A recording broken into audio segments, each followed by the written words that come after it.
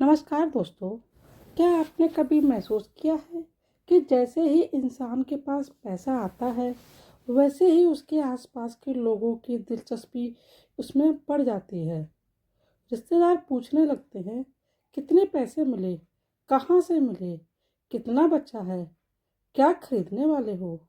और यहीं पर चाणक्य नीति की एक महत्वपूर्ण सीख काम आती है। अपनी हर बात हर व्यक्ति को बताना बुद्धिमानी नहीं है। आज की इस वीडियो में हम जानेंगे ऐसी 7 बातें जिन्हें अपनी आर्थिक स्थिति के बारे में पूछे जाने पर भी सीधे सीधे बताने की बजाय समझदारी से टाल सकते हैं।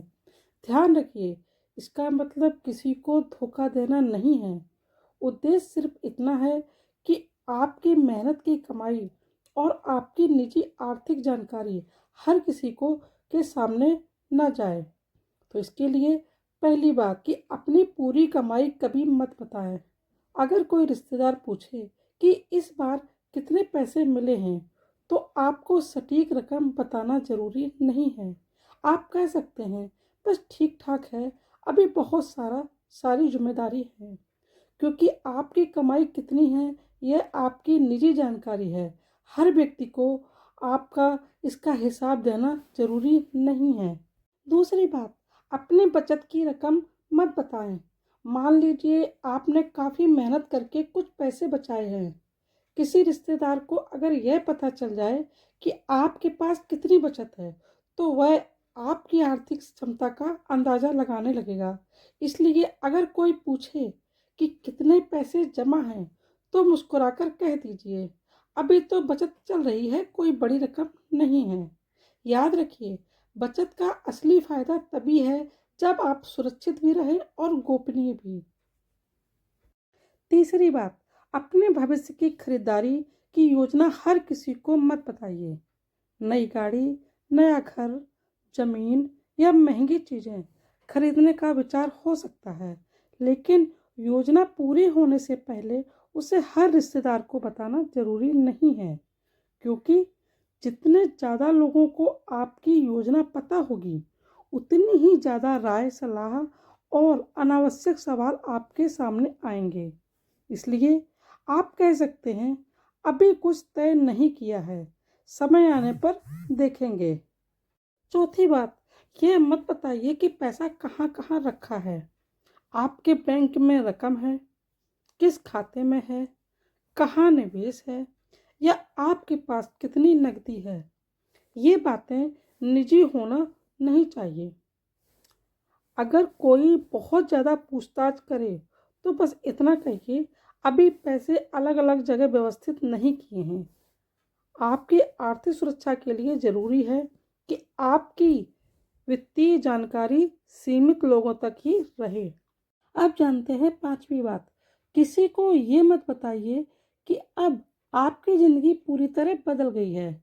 कई लोग पैसा आते ही अपने रहन सहन में बड़ा बदलाव दिखाने लगते हैं।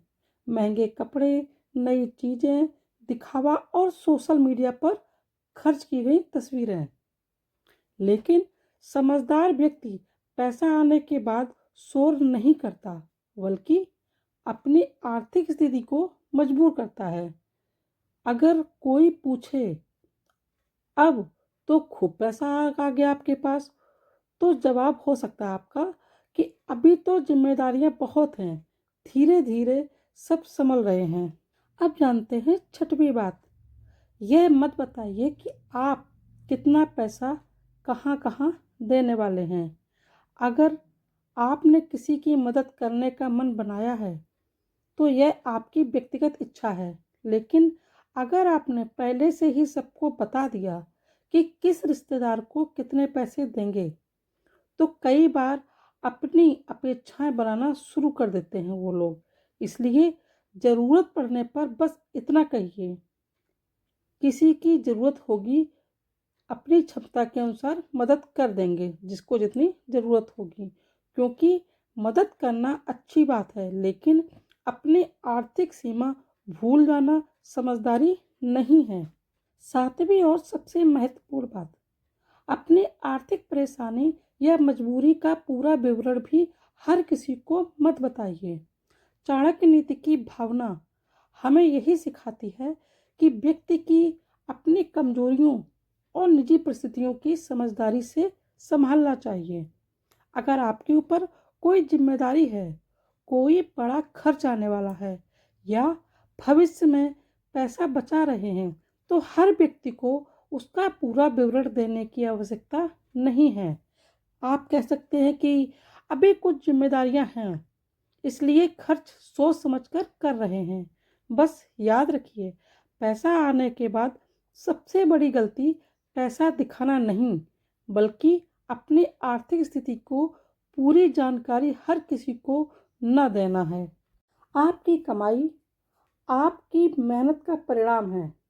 आपको किसी से अपनी संपत्ति छिपाकर धोखा नहीं देना है, लेकिन अपनी निजी जानकारी को किसी के साथ साझा करना भी नहीं है।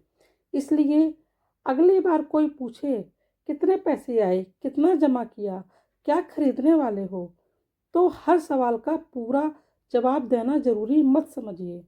कभी कभी हर एक छोटा सा सवाल या जवाब आपकी बड़े परेशानी से आपको बचा सकता है, क्योंकि समझदार व्यक्ति सिर्फ पैसा कमाना नहीं जानता, वह अपनी कमाई को सुरक्षित रखना भी जानता है। अगर आपको यह वीडियो पसंद आया हो तो वीडियो को लाइक करें, चैनल को सब्सक्राइब करें और कमेंट में मेहनत की कमाई सुरक्षित रखें ज़रूर लिखें।